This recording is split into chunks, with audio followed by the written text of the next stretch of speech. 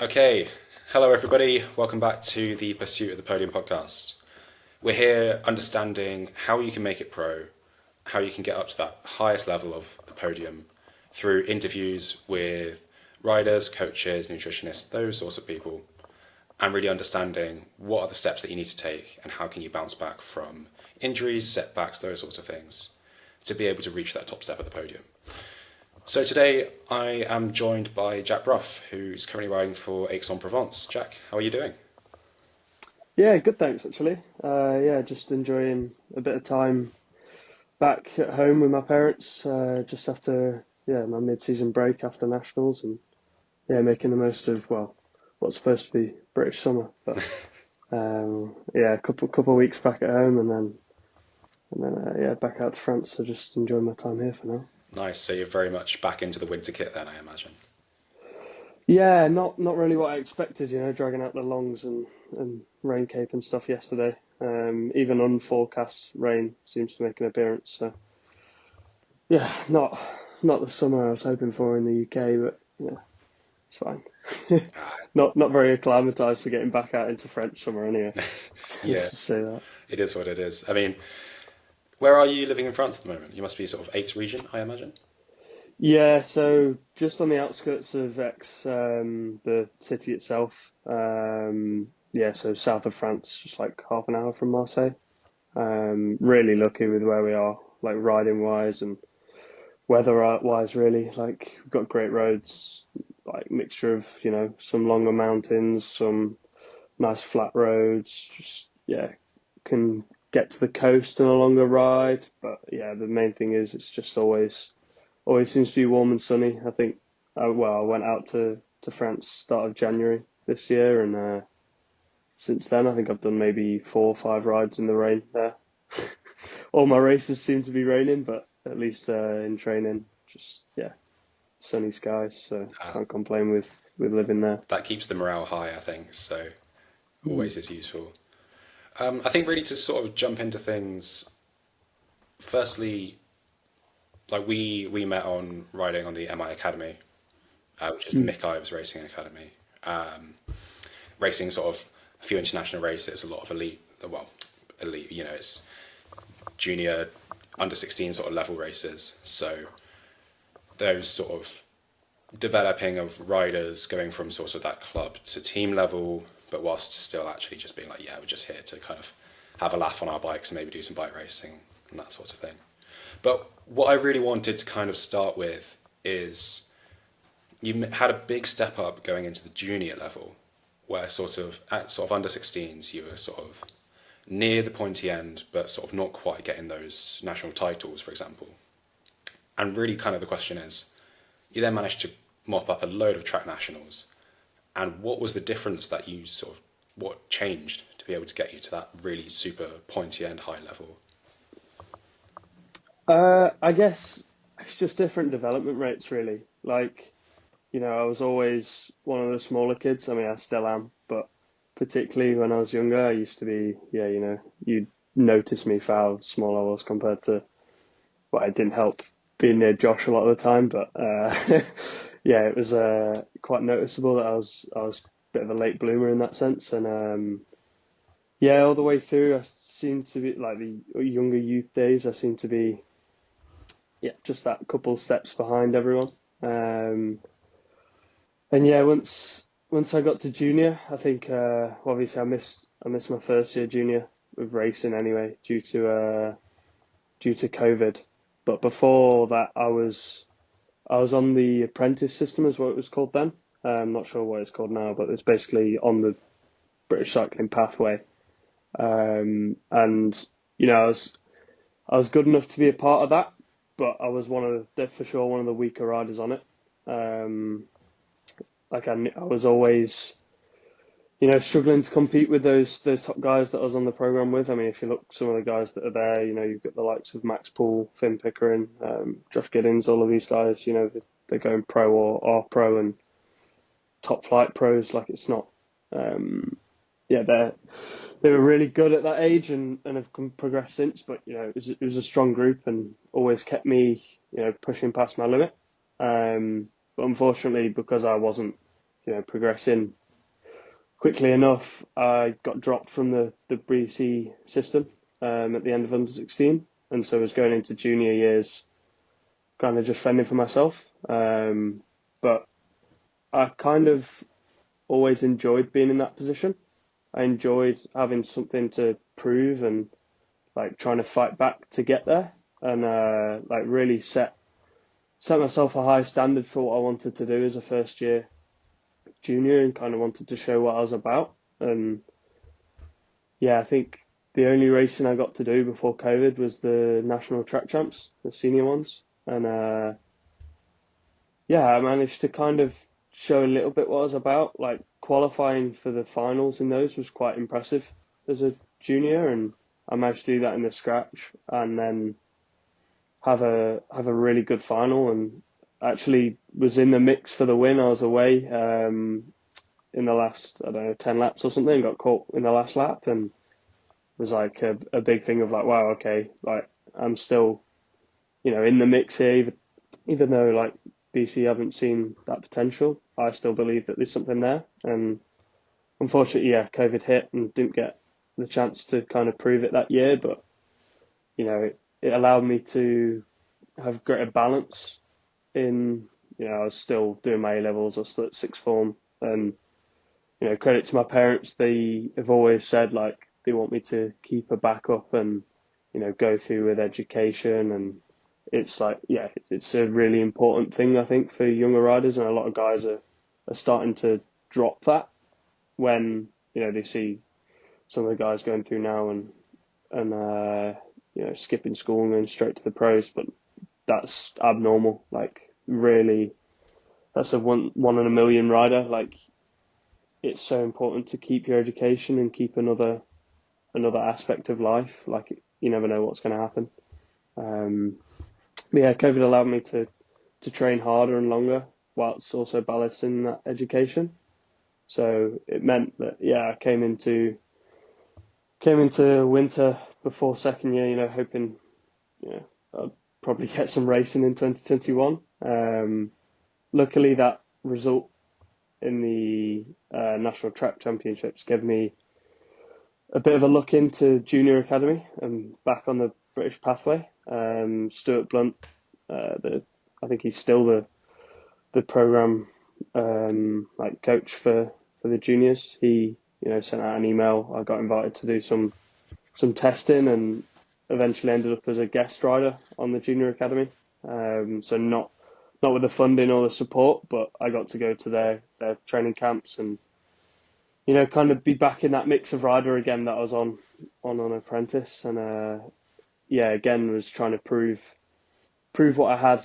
It was great, it's challenging again. Like again, I wasn't one of the top riders, but I was always fighting every camp. I was just trying to improve and catch back up, and could see the gap getting closer.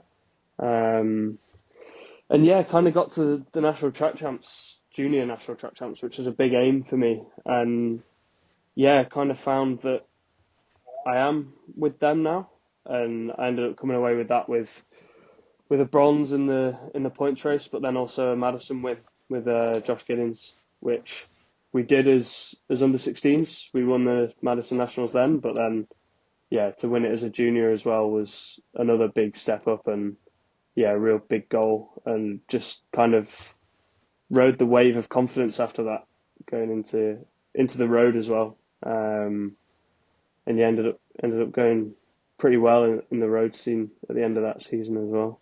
But yeah. Yeah, I think that's something which is very much one of the traits of somebody who gets up to that really high level as you are, which is actually, firstly, I've got something to prove, which is I am really good, and actually that not going through almost the so traditional GB program, you've benefited so much from it already, which we can come onto in a little bit, but actually saying like, look, I'm coming back with a vengeance, I'm not giving up, and actually that kind of self-motivation, self-dedication to be like, yeah, I'm going to make this work, while still obviously doing your education and still making sure that you're still working through all of those and checking those boxes, but actually saying like, look, yeah, I'm going to make this. And it's all of that sort of, yeah, that that just self belief really, which I think is something which is crucial to a lot of people that I've been talking to recently. Amy Perryman, Ben Chilton, even Charlie as well, Charlie Lakai. It's all just that. Yeah, I'm going to make it work, and I'm going to do everything in my power that I can to be able to make that work. And actually, then sort of from those national championship wins, you're able to then ride for GB and some Nation Cup levels in more of the U23 races. How was that step up from junior level to that U23 races, riding for the country? Yeah, so my first time representing the country was actually Worlds as a junior. Um, yeah, I off the back of the nationals, I won Cadence national road race, and then was second in the Junior Tour of Wales overall, and that was enough to get me a spot at Road Worlds that year, and yeah, that was crazy. I didn't even apply to start with. Like I didn't know there was an application form. I didn't know anything about it. Like it never even been a thought, and yeah, to then get the email through that I was going was pretty crazy, and yeah, it's something that Stuart had then said to me like when we got there, remember this and like really, take it in. Your first time wearing the GB jersey is so like it means so much, and it's a massive achievement in itself.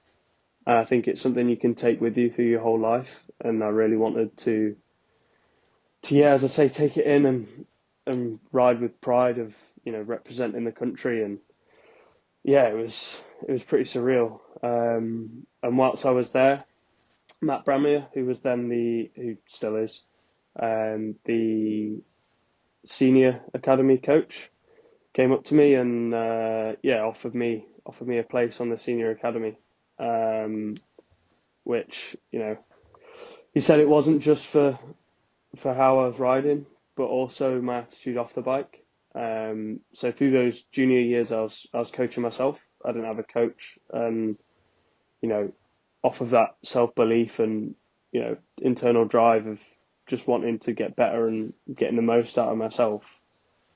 On and off the bike, I'd really shown my character and shown that potential there, and Matt had seen it and wanted to progress that further on senior academy. So yeah, then moved up to Manchester in November or whatever it was that winter, and yeah, set to work with the academy lads, and yeah, that eventually led to all these great opportunities. And I think my first Nations Cup at the under 23 level was Ghent Wevelgem when that was a Nations Cup, and yeah, it was another big step up. Like just one, living away from home, that was a big thing. Being in those academy houses in Manchester and having to fend for yourself, learn, washing doesn't just get delivered to your bedroom anymore, and all this kind of stuff. Like you've got to be ready for training and races, and it's that dependence on yourself to be prepared. And yeah, I think I coped pretty well, and I felt like I stepped up fairly well as well to the change in racing. I think the harder the races were at junior, the better I seemed to do, and that kind of gave me confidence that I was going to be fairly good when I got up to under 23. And yeah, to be honest, I think it seemed to go quite well. I started out in Rwanda and got just outside the top 10 on one of the stages, but I was like, it was pretty nice to see that I could compete with these, like there was pros there, and I was like, wow, that's, again, last year, this would have been insane. So I was, yeah, really happy to see that progression carried on, and yeah, going into like the Nations Cups and stuff with the GB national team, and just doing what I could during my role, but also taking an experience for later years and under 23. Like I think I was the youngest guy there, but learning a lot and making a lot of mistakes also. But that's what they want. Like that's the point in sending some of those younger guys that maybe might not have been the best option for the team, but in the long run, it's great for the development. And yeah, as I say, learnt a lot, and yeah, it's just really a really great experience to see what these top flight under 23s are like compared to me, really. Yeah, and I think that's, correct me if I'm wrong, it seems like it's so much more like professional, but also that you've got specific roles within the team. You know, you might have a dedicated leader and then dedicated domestiques and those sorts of things. Is that about right with sort of how those races are run compared to sort of those junior racing, which is a bit more individual? Yeah, for sure. I mean, my junior team was RST, or Zero Cycle Division, and pretty much like we were a team, but it's just a case of kind of free for all. Whoever's the strongest will be going for the win. You know, it's not, we won't be riding for one rider. Especially the way junior racing is. It's just like, don't chase your teammate down. Just the real basics of teamwork. Like, no, yeah, we're not going to be doing lead out trains or any of that jazz. So it's, yeah, it was a big shift in, having a pre-race meeting and different jobs, different roles, like looking at the route and deciding where we're gonna, take on the race and yeah, use the strengths of our different riders to eventually come out with a win. And yeah, definitely felt more pro than what I'd experienced before. But yeah, it was great. I mean, I quite like being a part of a team. I'm not a natural leader. I've not really got that kind of leadership mentality as of yet. Um, so I find I fold quite easily into a domestique kind of role, but take real enjoyment out of it. I get quite good satisfaction from doing my job well, and yeah, eventually, hopefully that ends up with the team result. But yeah, no, it was a good experience and good to see that what the pro kind of setup is like.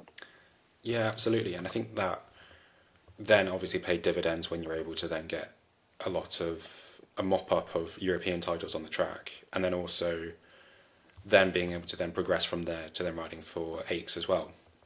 And really, that step from the GB Academy to Aix, was that due to contacts that you'd managed to gain within doing those races, or was it that there was maybe somebody like Matt Bramier said, actually, this is a class rider and this is a really good place for him to then go and develop even further? So how it worked was when I first joined Academy, we had the road program as part of it as well with Team Inspired, and that summer the program changed quite a bit, which basically meant that the road side of the program was stopping, and that we needed to find road teams for the next year. Like, we'd continue on with the track, but then to facilitate that with the road, we would have to find our own road teams, which was a big difference to what it had been before. Positive, but also negative. Like, we weren't all together and training together and have that base in Manchester. That was going to change quite a lot, but hopefully we would have got more opportunities on the road, more races, a stronger development on that side of things. But it actually came at quite a poor time for me. So the start of June that summer, I had a pretty bad crash and ended up having to have surgery and have my spleen removed, which was a pretty big setback at the time. I felt like I was in a good place as a first year, and getting these great opportunities and learning. But then that all kind of came to a pretty abrupt halt, and yeah, I'd been off the bike for, I think it was just over a month. I'd spent a week in intensive care and then off the bike for a month, which I was coming back from, just started riding, and yeah, there was kind of these rumours that the program was was changing and the road side of things would be stopping, and I kind of felt that pressure to, like, I've not actually got that much behind me, and I need to get back racing basically. And originally the BC doctor kind of said, it's going to be 3 months before you're back racing, Man. but um, as cyclists we always try and half that, or just take a shortcut every time you can, and I really knuckled down to, I mean, shout out to all the physio staff and the medical staff at British Cycling. That they were super helpful, and I had one-to-one rehab, and really knuckled down into it and really focused on it, and I was making really quick progression. It was the first time they'd worked with that, but they found it similar to when women had like a C-section. So I'd had a cut all the way through my abs, like vertically down, and so they're like, okay, we'll put you on a similar kind of course to like a C-section. It's similar, so kind of built that strength back up in my core, and really kind of made quick progress, surprisingly quick progress, and I managed to, well, I set the target of Kreisbryce being a potential first race back. It was pretty ambitious, with it being, I think it was 6 weeks post crash. That's just But I mental. actually That's managed to nuts. make it. Yeah, I managed to get enough strength in the core and enough fitness to make the start line at Kreisbryce 6 weeks after. And I was nowhere near where I wanted to be for, if I was going to try and compete in the race for the win. But, it was just getting back in a race and back feeling like I was progressing again. But yeah, it was, I started off with a team time trial or something, and I think it's still my max heart rates ever. It was like 203 beats per minute or something for like nearly Wowzers. 20 minutes, like just to get round basically. Yeah. It So was it's just that crazy. top And then end's the just rest, completely gone. But I think it's yeah. still, even with 6 weeks off the bike, like you're gonna have some base level fitness that you're gonna come back to. But I think like, yeah, that just being able to get back on is just so impressive. Mm. I'd also, I'd lost quite a lot of muscle as well. I think I was, for sure the lightest I've ever been. I was sub 60 kilos, like around 58, just because of the muscle I'd lost, just lying in a bed for God knows how long. So yeah, I wasn't, I was nowhere near strong, but it was it was all I could think about. I was like, I need to get back racing, need to start progressing to try and get some more results to find a team basically.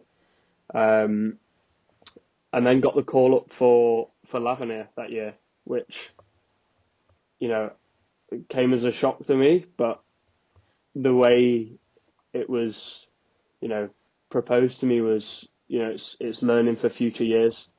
Like, we've seen how well and how committed you've been through this last 2 months of getting yourself back fit and back racing, and you know I'd shown my character again, and yeah, they wanted to take me as almost an achievement for that, and so I could learn for years down the line at this event, and purely as a domestique, but just with that kind of almost pressure off as well, just to go and experience it.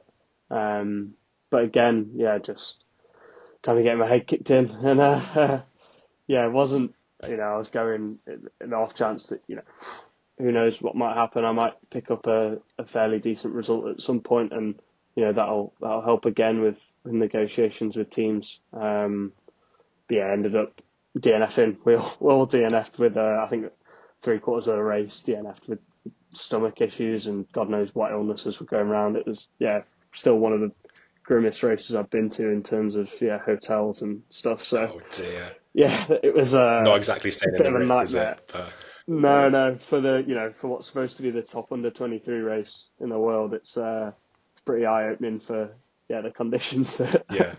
that the riders go through, and you always see a bit of an upset at Lavenir. I think that's probably why.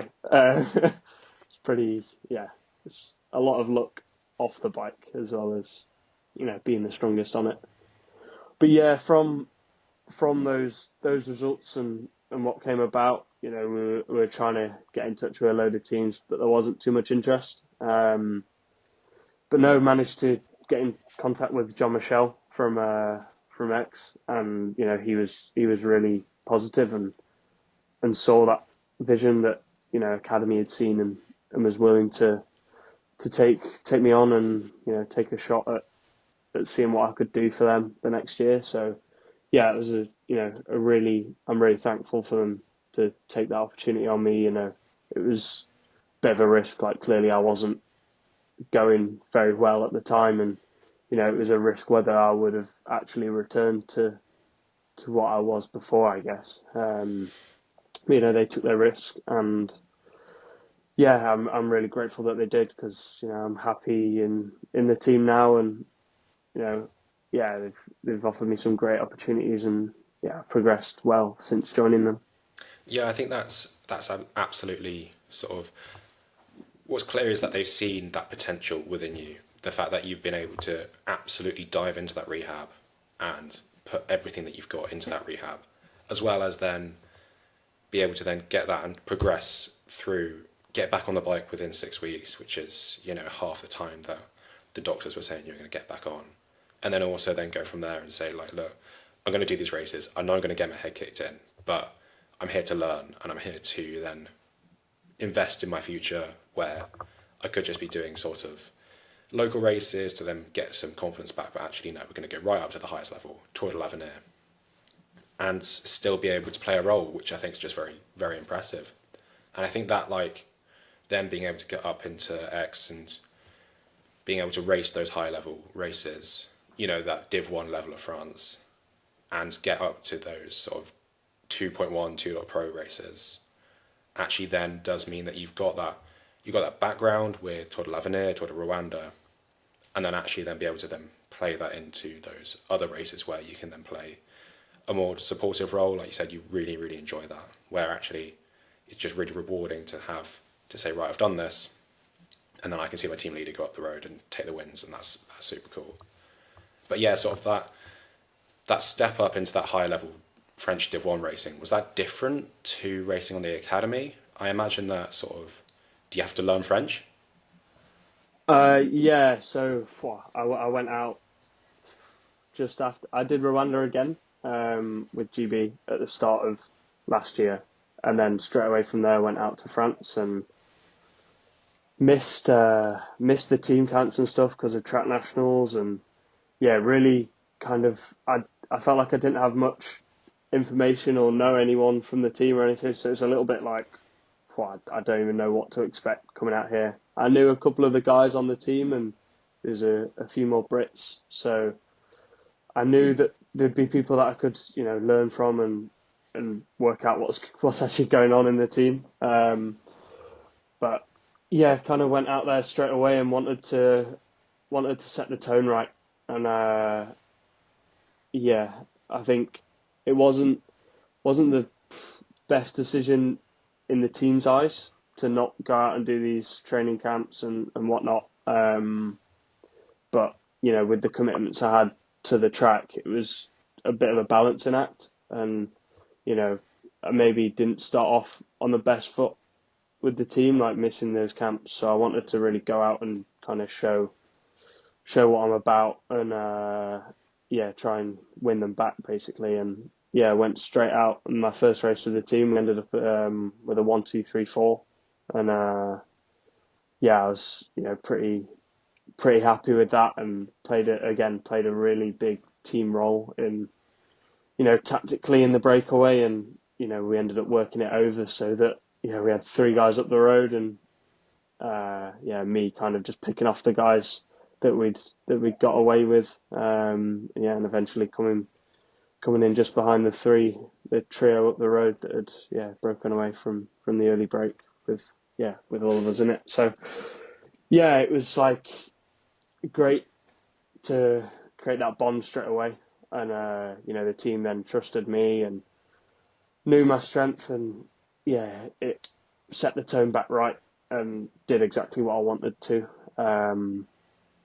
I didn't have any French. Bonjour was my limit, and that obviously was tricky. Like I've never been great with languages. I did German at GCSE, but only because I got picked to. Like it was a weird system that I didn't want to do it, but ended up getting picked for it. And languages just never clicked. And so trying to teach myself French was not going very well. And I'm a bit of an introverted person when it comes to meeting new people and stuff. So I really didn't pick it up well last year. Like obviously I didn't know any of the French guys on the team, and so really kind of struggled picking up the language that way as well. I spent the whole of last year just kind of singled out a little bit, especially when it was purely French teammates. When I had another Brit or like a Kiwi on the team with me in a individual race, like it was a lot nicer. But when I've got all French staff and all French riders, I was struggling a little bit to try and communicate and fit in, which I feel like I realised that was a problem going through the year, and over last winter I've managed to buckle my French up a bit, and I'm a bit better now. I can hold a bit of a conversation. It's still fairly limited, but I'm making progress with it, and it's definitely helping out there. Going into my second year with the team and taking more of a leadership role within the team, which is great. Yeah, I think sort of, is that something which maybe if you looked at yourself 2, 3 years ago, was that something that you would maybe recommend to focus on, just even with further progression through the sport? Maybe you're not actually living in France itself, but just being able to kind of be able to interact with those key players within cycling to sort of develop that like French language. Is that something that you think you'd Oh, recommend? yeah, for sure. I mean, I think most other countries you'd get away with just English, but French, I think, it's pretty important. And it's already if you're a young rider looking to move abroad to France, it's already a big enough step living for yourself.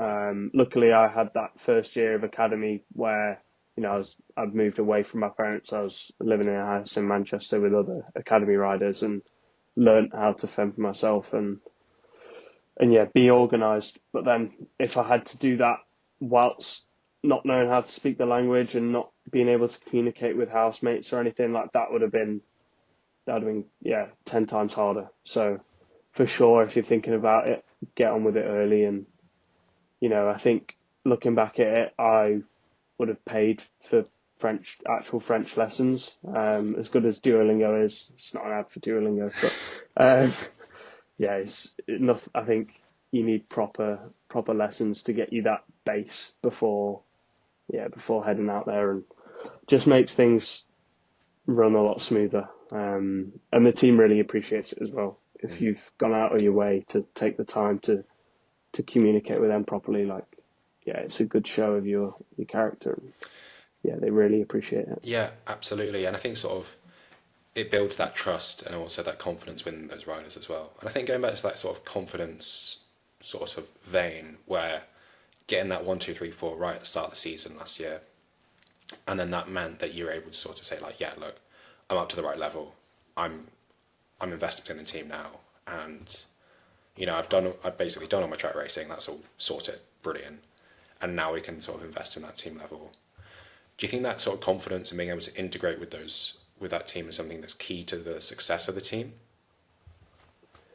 Yeah, I think so. Like the DM1 scene's getting more and more professionalized. It's a lot more tactics and less like just the strongest guy wins. You need a good team around you nowadays in DM1 racing, and Yeah, it's a good change. Like it's good to see. I think before it was pretty just free for all, a bit like you still get it with some races. Like it's the way I can describe it is like a Nat B in the UK, like just full gas and the strongest rider will end up winning. But yeah, you can see that shift starting to come in, like scientifically, and you know, the French are starting to learn about aerodynamics as well, Oh no. which is yeah, exactly.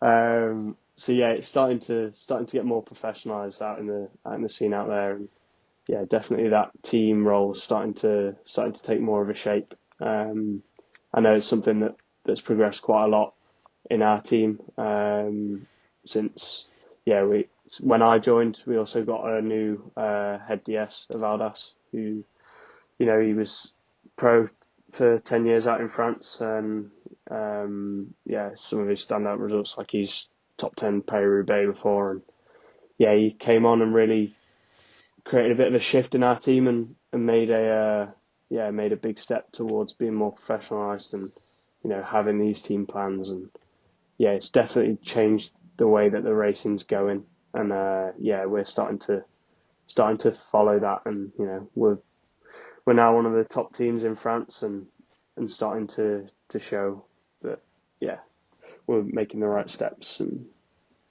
yeah, And sort of within that first season of riding for Aix, you also got the opportunity to ride for Team GB at the Tour of Britain.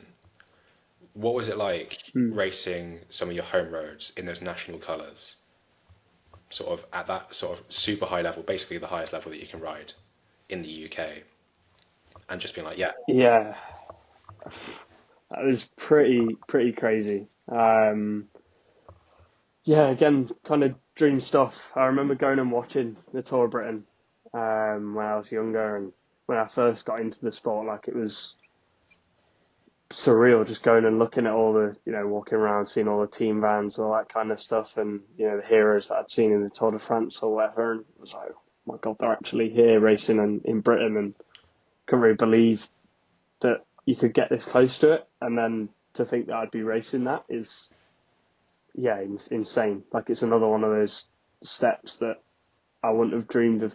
Like it's in my dreams for it to happen, but yeah, a dream's a dream. It's not. You wouldn't think that all of them are going to come reality. And I was like, wow, this is pretty crazy. And Matt put in a good team of a nice balance of us, a few academy riders, me, Josh, and Noah, but then also a good mix of pros as well. So we had Stevie Williams and Ethan Vernon there, and yeah, I was rooming with Stevie for the week, and yeah, it was great learning from him and seeing how he goes about a stage race, and he's a rider that's making massive progression now in the world tour, and winning these big races, and so it was kind of again crazy that I'd even be just sharing a room with someone like that, and you know being able to ride for them and race with them. It was yeah pretty crazy. It was yeah I was found it hard to do my job. It was another big step up, like more than any like point ones or point twos that I'd done before. Like just uh the ability that the riders had in the peloton, and yeah, since I'd struggled a bit with confidence since the crash, and yeah, that kind of tested it a lot in those six bunch sprints to start with, and yeah, obviously we had Vernon there, who's a top flight sprinter on the world tour scene, so we had good opportunities to go for stage wins with him, and I was trying to do my bit in the lead out, and the first 2 days it was like I was just blown away. I just yeah didn't really know what to do or how to do it. It was like a whole new sport basically. Like it was so weird. The whole day had been really easy, and then you come into the last 15 kilometers, and like it just felt like 60k an hour, but no one was moving. It was just a block on the road, and I was finding it really hard to move around the peloton, do my job, and I was like, "Wow, this." It was just yeah mentally fried me. I just had no idea what to do. But learning from these from these pros that I was with, like each day I made progression and was more and more helpful for the team. Which, I was just taking little steps, but getting confidence from it each day. And yeah, eventually, I was managing to do my bit and felt like I was contributing more to the team, which, put me in a better mental state. And yeah, it was great. And then obviously, had a home day in well, near enough home day in Nottingham, and seeing my friends from school and family and stuff. It was like, yeah, pretty surreal that they'd be coming out to watch a bike race, and I'm in it. Yeah, on that kind of level. So yeah, it was a really good opportunity, and yeah, a real nice experience. And when you were rooming with Stevie Williams, was there anything specific that he does, that he acts around himself, that's able to then kind of bridge up to that higher level of the sport? I think the biggest thing I noticed was how calm he seemed. Like, it's a pretty he was there for the GC, and it was pretty tense finishes and stuff, and the GC days weren't until the weekend, and you could see like questioning form, and you didn't really know, with no GC stages early on, you didn't know where you were, and having to wait all week to then show what you're about. It was like, yeah, you could see he was thinking, and always like questioning how he was going, but was always relaxed. Like, I never felt that he was stressed about anything.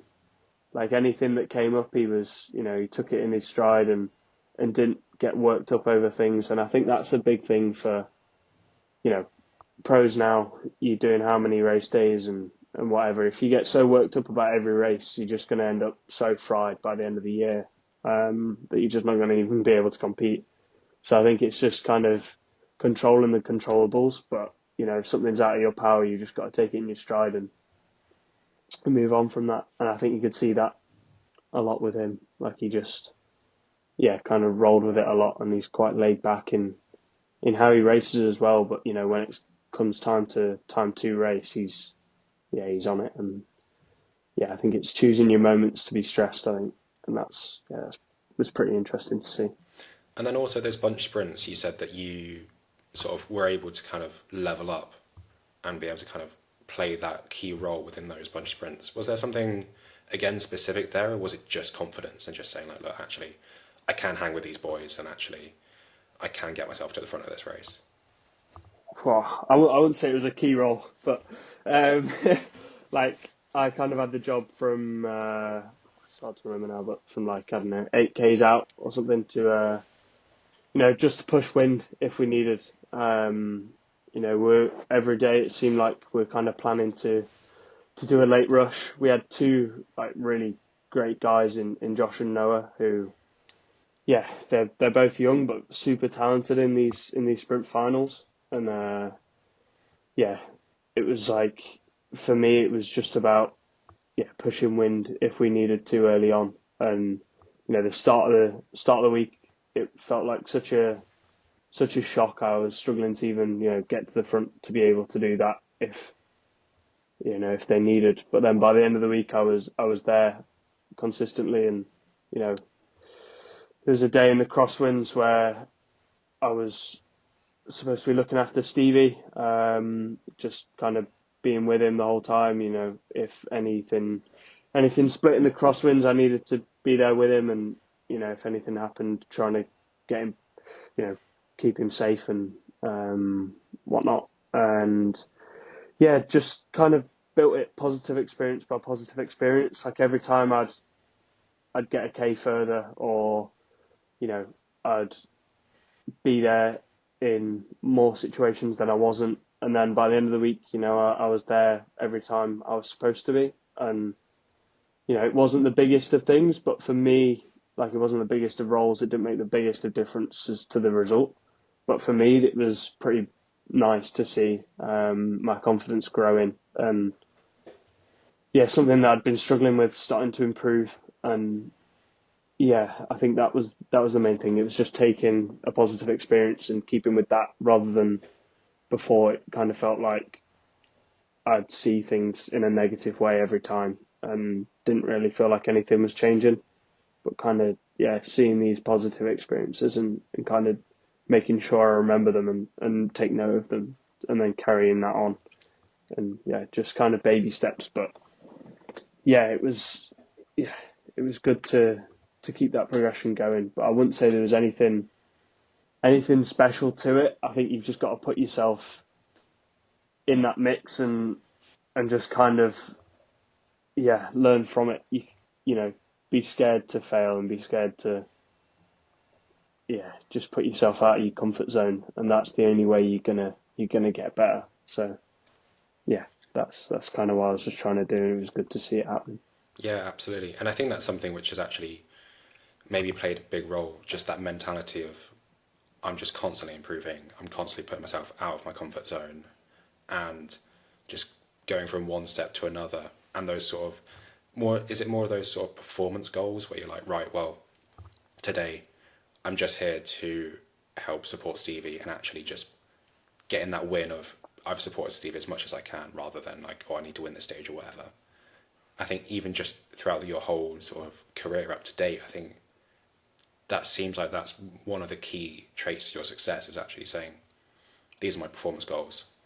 I want to recover from my very big injury within 6 weeks and then get back to racing. I want to be able to then support these riders in my first year and then have the chance to then progress to them being one of those more leadership roles where you're then going for those outcome goals, but actually just taking those steps and sort of improving yourself every single day, whether that's in training or in racing as well. Does that sound about right? Yeah, for sure. Like I'm big on yeah, the process goals and the performance goals in training and racing. Like I think you're not always until you win in races. If you keep setting yourself those goals of the proper outcome goals of I want to win this race, and every week you go there and you're not close to winning. Like if you don't change that outlook, it's going to get pretty negative pretty quickly. And if you don't find another way to frame success, you're not going to learn. And I think, yeah, I mean, even once you're at the top level, you still need these process and performance goals. But yeah, I think it's a real nice way of being able to progress and keep positive. Like if you aim too high all the time, you're just always going to feel like you're failing. And over the long term, if you keep setting these smaller process goals of whether it's I'm going to complete every training session that I've been set for the next 3 weeks or whatever as a process goal, or I'm going to stretch twice a week as a process goal. Like just hitting these smaller but achievable things, they slowly add up, and eventually that makes leading up to a big outcome goal way easier, and you're more likely to hit it. Yeah, I think you just got to look more long term. Like it's not gonna come quickly. It's not gonna come from just saying you want to do it. Like you've got to look at these day to day things that seem monotonous at the time, but if you get all the basics right, then eventually, yeah, you're gonna get there, and it's all about learning from each day and the small wins that keep you moving forwards rather than just always aiming to the top and seeing that gap still just huge. You need to slowly work your way up to it. Yeah, absolutely. And I think that's then moving into your second year at Aix. You then got a win very early on at Ronde du Pays Basque, and then also the third at GP Pierre Pinel. I'm totally butchering all of these names, but It's fine, I do too. yeah, I think sort of that definitely seems to be where you're kind of cashing in on everything which you've invested in so far, and actually saying to the team, I'm able to do that leadership role like you said you're doing this year, and then being able to sort of invest in getting those wins and then being able to get that confidence to then progress on to other wins as well. Does that sound about right?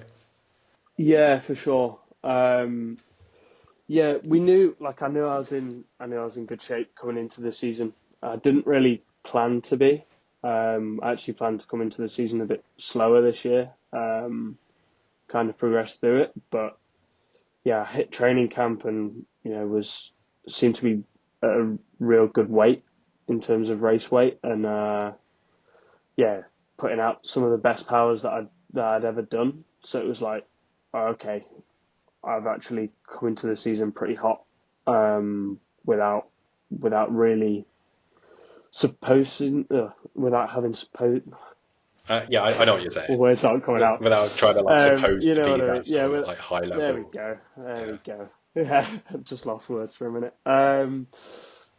Yeah, so got there and kind of thought, right, okay, one of these. We had a few nice cards to play at these early season races with me and Louis and Clement, I think, and yeah, it was kind of a bit of a free roll. Like the first day, it was three race days in a row that weekend, and um, yeah, the first day all three of us made the final selection, and we're in the mix for the win, and ended up with second with Clement. But we had the most numbers in that group, and we're like, okay, we're all at this level to win. Like we can get something out of this weekend, and yeah, kind of same thing happened again the next day. I got in the early break. I think I was in the move from the first 10K, and yeah, then went on to like a finish circuit of 3 laps up the Col de Gamia, and yeah, it was kind of just sitting. I was the only one from the team there, but I was kind of playing a little bit of poker, just kind of you know not letting on how strong I was feeling, and knew that I'd have the other two coming across at some point, and we'd be back in the advantageous situation of having the numbers. So I was kind of doing my bit, but not showing what I had, and then eventually, yeah, the others came over in smaller groups over the next couple of climbs, and then yeah, just kind of saw my opportunity. I knew there was a lot of strong climbers in the group and also a lot of fast guys, so I was like, I can kind of take this opportunity knowing that we have two other guys in the group, and went pretty far out. Attacked it, I think, over 40Ks. Took one guy with me, and then eventually dropped him on the final climb of Gamia, and yeah, went to the finish solo. And yeah, it was kind of pretty. I didn't believe it myself. I just it'd been so long since I'd taken a win, and to do it like that was yeah. I just kind of shocked myself, as well as I think kind of shocked the team a little bit as well. Yeah, just to I just didn't really know what had happened, and yeah, it was just kind of pure emotion once I finished. I just remember, like, yeah, just crying straight away after the finish, just pure kind of relief that after all these years, I've kind of finally felt like I was back to the potential that I thought I had. And it'd been a rough couple of years, and yeah, I feel like it was nice for me to have that win, to kind of show myself that keep believing and keep working like I am doing, and eventually things will pay off. And yeah, it was really nice to have that payoff, and yeah, a really good start to the season, which yeah, I've kind of carried on, and from that taken a more of a leadership role in quite a few races with the team. Haven't seen that success again yet this year. From I've had a few nice opportunities and a few nice results early on with a couple of top tens, another podium as you mentioned, but yeah, just lacking that last little bit. I don't know whether that's struggling to kind of cope with the mental side of being a leader, and the extra stress that takes, and the bit of pressure. Like, obviously it's good pressure from the team, like they know that I'm capable of winning races now and stuff, but yeah, I definitely felt like it kind of ramped up a little bit after that, and the expectations are a bit higher. And yeah, it's just another thing I'm having to learn how to deal with and overcome. And yeah, I think I felt like coming to the end of this first block of the year, been pretty taxed and felt felt pretty tired. A little bit of wanting to do too much as well, like a little bit of overtraining from that early success, wanting to progress on again and really kick things on, and thinking, okay, this can be the year that I turn pro, and these opportunities are coming through, and wanting to make this year count. But I think all of that's taken a fairly big toll on me mentally and physically. Like, it's pretty draining going to every race and thinking, right, okay, this is where I need to get another result. This is where I need to get another result. And yeah, it's a new thing I'm having to learn and manage. And yeah, I'm hoping. I mean, I've just had a mid-season break, and I'm hoping that little reset and going back into the second half of the season, I can refine that and yeah, manage it much better. Yeah, I think to be honest, it's very common within a lot of guys who are in your situation, and even lower level, down to the Cat 3 or 4 races that I'm doing. It's exactly the same, where when you know that you're expected to be at that high level, but then it's just that kind of that constant pressure that does just takes something else, another step up mentally, to be able to actually just be able to perform, which I think is something which I'm sure that in a year or two you'll look back and be like, yeah, this was completely like pivotal to my development as a rider, but also just as a person, to be able to just handle that stress of just that pressure, really. And I think actually many people go about it in different ways. Some people sort of work with sports psychs to be able to sort of develop that mental resilience.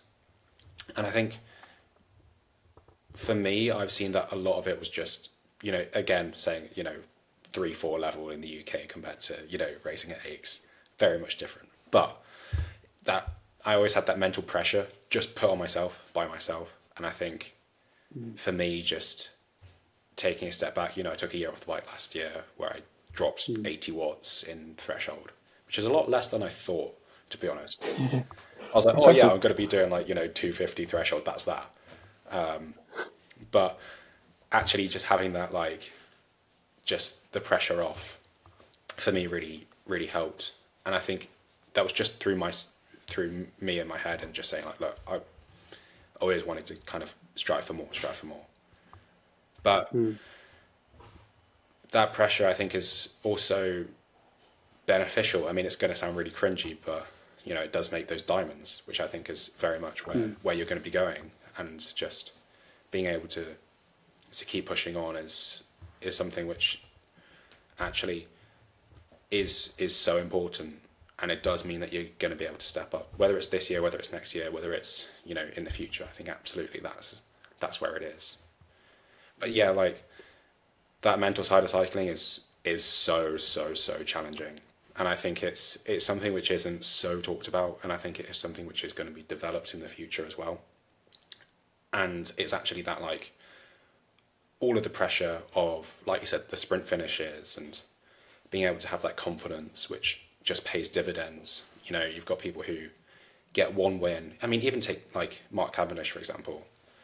You look at the Tour 3 years ago, where he got that one win that then translated into 3, and it's all of that, just it's in your head. It's just all of that confidence, and it even Yeah, for sure, it for trickles sure. down to yourself, and even me, where it's like, getting that one win might mean that, oh yeah, I can do this again, and then you're then moving on into those sort of more leadership roles, and actually that then means that maybe that is working with somebody to be able to develop that mental side of cycling, or whether it's just that confidence and knowing that actually I've got this huge bank of evidence that I am really good, and I am as good as I say that I am, through training, through team camps, through chatting with people, friends, family, etc., saying like, look, I'm really, really good, and I can make this step up, and I have got that through those wins and those races, and just keeping hacking on, I think, is absolutely just required to be able to keep going, really. Yeah, for sure. I mean, that pressure's there at every level. Um, I think it only gets worse once you've turned pro. So learning to deal with it now is super important. I mean, if you take example like EF in the last relegation cycle, like they were on the verge of being relegated, and at that point, if they got relegated, the team wouldn't exist anymore. So like imagine the pressure on the riders there and having to still perform better than they were under that pressure. Yeah, that it's there in every level, and yeah, as I say, you've got to find a way to deal with it and manage it and still get the best out of yourself. And yeah, I think it's something more that I've got to learn to deal with. Like I've been in quite a few high pressure situations before in racing, and I think back to Euros on the track last year, like my first experience of a European Championships on the track, or like any major championships on the track. And yeah, going in for that team pursuit ride, like I remember I just didn't sleep the night before, just from the pure, like we'd qualified fastest and I was in for the first round, and knew, we can be quicker than these and then go into the final. And then I knew that the boys would win the final. So it was kind of like I was I had a lot of negative thoughts, thinking, okay, I'm going to be the weak link here, and I could be the one that unhinges the whole shot at Euros. And yeah, that was a big experience for learning how to deal with pressure there. And every aspect, you're going to come across it every year and every situation. So definitely something, as you say, that's going to get more worked on. And I'm sure, at a higher level, psychologists and psychiatrists have got to be, so pivotal at that point. Yeah, and I think that it plays into every aspect of sort of life in general. For me, I put loads of pressure on myself with my degree and trying to basically get a first in my degree, which was just, nobody said you have to get first. That was all from myself, and just saying like, look, all of that pressure is just gotta do it, and that had some negative consequences, some positive consequences. It's all of that sort of stuff. And actually, I think looking back and saying, for you, like I've done Euros and we won the European track champs, even with such pressure on yourself, which I think is, exactly that. I think for me, I find that when I look back and see how far I've come, that is really helpful to myself to say like, look, I managed to get back to this level, bearing in mind that I dropped 80 watts last year. I'm like, oh yeah, that's pretty cool. And I think, it's very similar, like saying, I've won European track champs. I've come all the way up from under 16 level to elites now, high. You must be last year, are you 23 now as well? No, I've still got another year. Still got another Still got year. another year. Yeah. So then saying like, look, yeah, we can do this, absolutely. And I think it's all that just pushing on, I suppose. I mean, to be honest, if I knew the answers, I don't know where I'd be, but Yeah. Yeah. But yeah, I think sort of to sort of wrap up here, the last sort of question would be elite national champs. Last year, sort of sixth in TT, which is super cool. Whereas this year, it was then managing to get round national champs, which firstly is a huge result.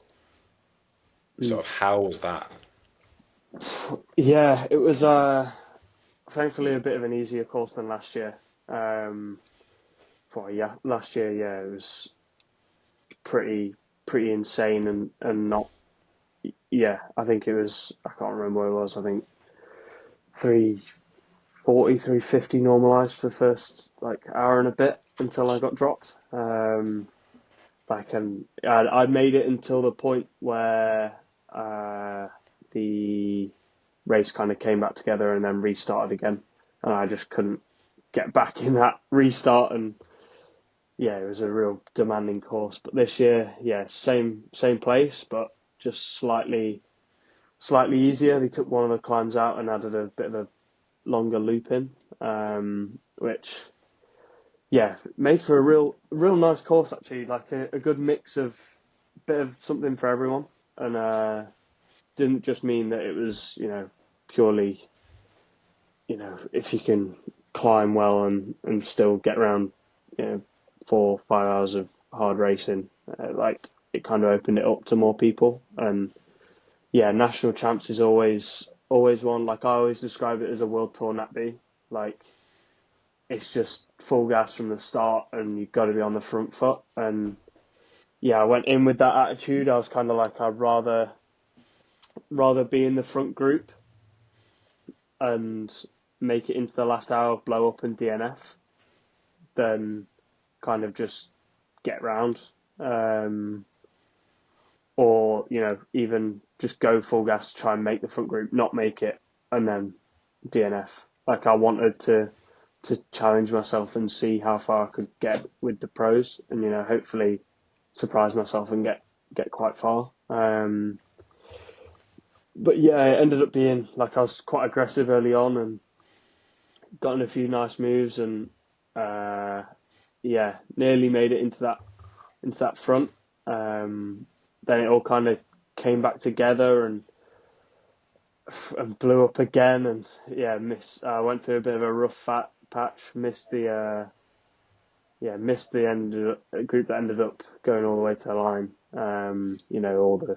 All the key guys have made it, and yeah, I was kind of in that group too. That yeah, it's always a weird situation once you're in there. Everyone kind of looking at the World Tour guys that have missed it, and they're like, I don't care anymore. Like the race is gone. I'm not here to race for 30th, And yeah, it's a real weird dynamic, but just trying to, I don't know, keep whatever cohesion was going on and just actually keep rolling to actually just make it home. Like it's a pretty long race once everyone's run out of gas. So yeah, it was another real hard day, but yeah, happy to have got around it. Like a lot of guys didn't. A lot of guys blew up and didn't didn't get out of it what they wanted. But I think not exactly what I went for, but I can be happy that I committed fully to trying to get ahead of the race and get involved and kind of show what I was about again. But yeah, a finish in a race like that is still not bad. So yeah, it's a good experience. And then sort of what's coming up for you within the next sort of bits of the season? So just kind of waiting now for the calendar to come out. As of what's planned in, I've got like a nice block in Italy, and I'm not sure about July yet. We're gonna find out over the next week or so which races I'm getting put in for. But then in August I've got quite a few 1 days in Italy. Some nice UCI races with they're pretty big out there, the Italian under 23 UCIs, and yeah, I went well in a few of them last year, so hoping to back that up and come into it with in hopefully better shape than last year, and try and show a bit more of what I'm about, and try and show some interest for next year. So yeah, that's kind of what I've got planned for now, and yeah, it's it's still, with a team like ours, it's still pretty changing, and with who's dips in form or injury crashes, whatever, like it's quite fluid, the selections for races. So yeah, just kind of getting back into good shape after the break and being ready for whatever I get put in for, really, and want to attack it in the best way I can. So yeah. Nice. Well, good luck for the rest of your season, and thank you so much for sitting down with me. Yeah, thanks for having me. Yeah. Cheers. Cheers for that.